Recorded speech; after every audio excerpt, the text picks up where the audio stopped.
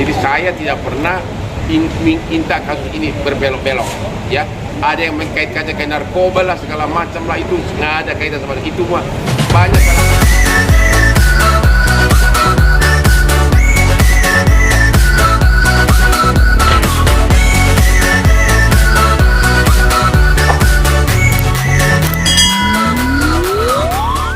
Kami dari tim Hotman 911 setelah melihat perkembangan penyidikan, kelihatan jelas target penyidik hanya satu, yaitu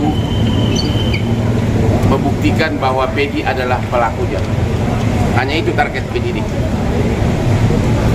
Sudah tidak ada lagi target untuk membongkar apa kejadian sebenarnya di balik peristiwa ini.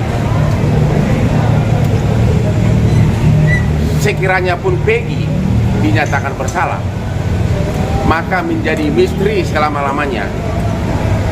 Kenapa di dalam BAB tahun 2016 sampai diputus pengadilan disebutkan pelakunya 11, 2 DPO tersebut bahkan diuraikan perbuatannya yang membuka celana korban, memerkosa dan sebagainya, diuraikan begitu rapi.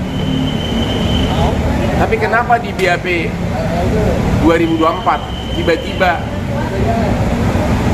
7 pelaku ini menyatakan 2 itu fiktif? Berarti semua uraian perbuatan pidana yang ada dalam persidangan tahun 2017 menjadi gugur.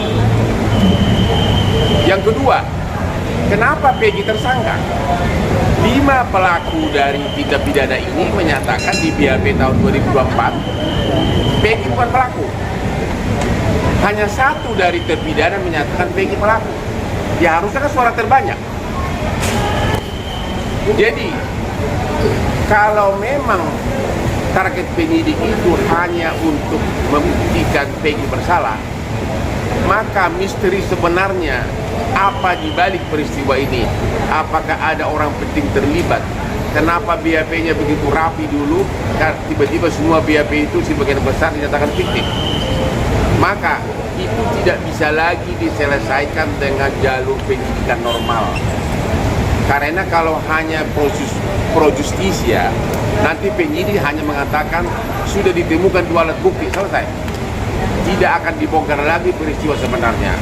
Maka saran kami adalah satu-satunya yang punya kemampuan membongkar ini hanya Pak Jokowi, yaitu dengan membentuk tim pencari fakta dari para profesor hukum pidana dari universitas.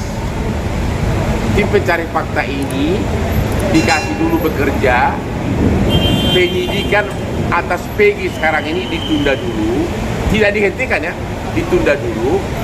Setelah tim pencari fakta ini menemukan, barulah hasilnya dikasih kepada penyidik untuk dilanjutkan ke kejaksaan dan di persidangan. Hanya itu. Oke? Dan yang juga 8 terpidana ini benar-benar harus diperiksa secara pendekatan kemanusiaan oleh tim pencari fakta ini. Sebenarnya apa yang terjadi terhadap mereka? Kenapa BAP yang dulu itu begitu rapi? Kenapa mereka juga mengatakan waktu rekonstruksi pun mereka digantikan oleh oknum polisi tahun 2017, ya kan? 2016. Ya, rekonstruksi pun mereka tidak digantikan oleh oknum polisi. Jadi ini benar-benar misteri yang tidak bisa dibongkar dengan penyidikan terhadap Peggy sekarang ini. Kasus ini tidak akan terbongkar kalau hanya menargetkan Peggy untuk dinyatakan dibawa ke pengadilan seperti sekarang ini. Masyarakat akan kecewa karena begitu Peggy divonis nanti kasusnya akan dihentikan, kasus menguap sudah selesai. Masyarakat mengharapkan agar kasus ini dibongkar tuntas dan itu tidak bisa lagi dengan penyidikan. Perlu tim pencari fakta bentukan Pak Jokowi, baru mereka bekerja, baru dikasih datanya, semuanya dikasih kepada tim penyidik, baru lanjut penyidikan. Kami tidak minta penyidikan berhenti, justru dilanjutkan, tapi lengkapi dulu data sebenarnya. Yang kedua, tuduhan-tuduhan yang menyatakan bahwa timnya Vina sudah mulai membelok itu fitnah besar. Karena begitu Peggy dinyatakan sebagai tersangka dan ditangkap, saya Hotman lah yang mengatakan agar Peggy itu memakai pengacara top nasional ex Prabowo yaitu Yusril dan Otto Hasibuan agar benar-benar fakta sebenarnya ditemukan. Jadi saya tidak pernah minta kasus ini berbelok-belok, ya. Ada yang mengkaitkannya ke narkoba lah segala macam lah, itu nggak ada kaitan sama itu.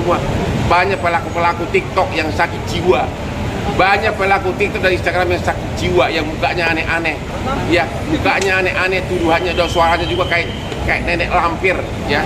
Halo nenek-nenek lampir yang sakit jiwa bikin TikTok, ya.